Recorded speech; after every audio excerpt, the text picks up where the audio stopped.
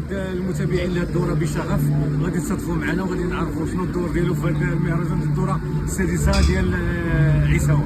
السلام عليكم. صراحه انا جيت سعيد بحضوري مهرجان عيساوه في مدينه مكناس. هذه لي اول مره صراحه، ولكن ان شاء الله ما غاديش تكونش اخر مره.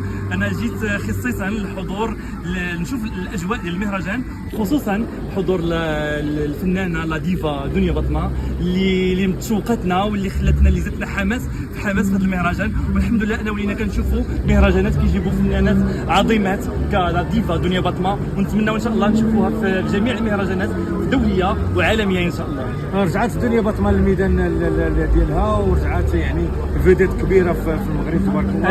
اكيد دنيا بطمه ديما حاضره بصوتها ما شاء الله عليها، وديما جمهورها ديما كاين في جميع انحاء المدن المغربيه، وحنا معاها ان شاء الله حتى توصل للعالميه. الحمد لله دنيا بطمه في العقل ديالي، زارت العيون، زارت قلميم، خلات واحد ابتسامات كبيره، خلات واحد المسائل اللي هي اكيد معروف على دنيا بطمه انها كتخلي ابتسامات زوينه في المدن المغربيه ديالنا، ونتمناو اننا ان شاء الله نشوفوها في مهرجانات عالميه وعربيه ان شاء الله.